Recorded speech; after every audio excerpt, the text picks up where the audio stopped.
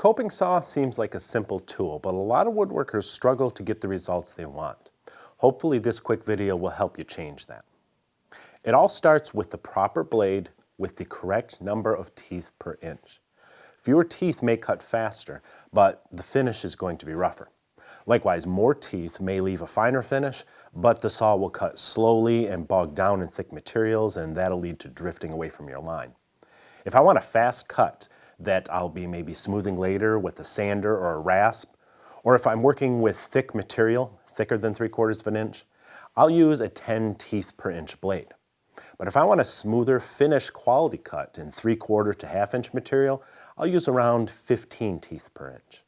And if I'm working with material that's thinner than 1/2 an inch, I'll use a 20 teeth per inch blade. Anything finer than that, in my opinion, is better for marquetry and ultrafine work. Now this brings us to one of the greatest mysteries in woodworking. Which way should the teeth face? Do you cut with the push stroke or with the pull stroke? Some folks like to push through the cut because that's what they're used to with Western style handsaws. But I prefer a pull cut because the saw frame just seems to flex a little bit less.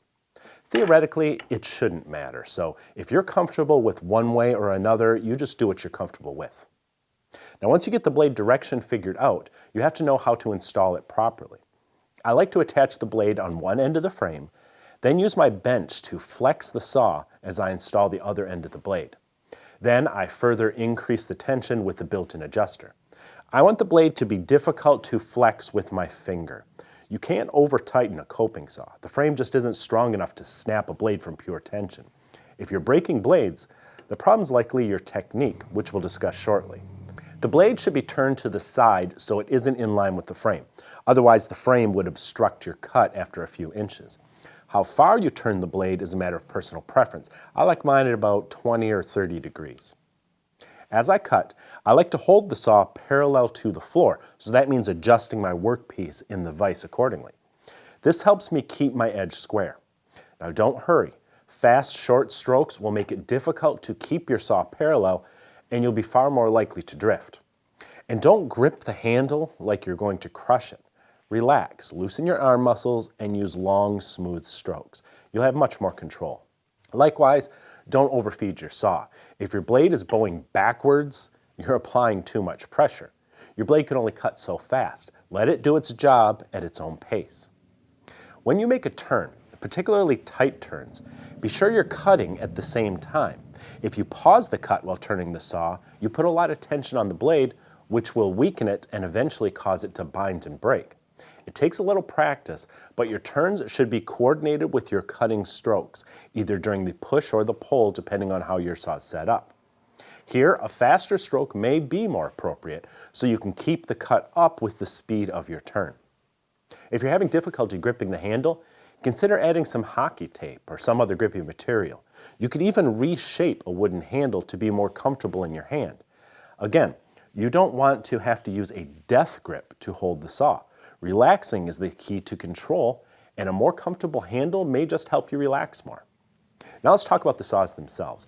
I like these Eclipse models because they're very well made, nice and stiff, and pretty affordable. I think like 15 bucks. They're not a sponsor, they've just been a trusted brand for many years.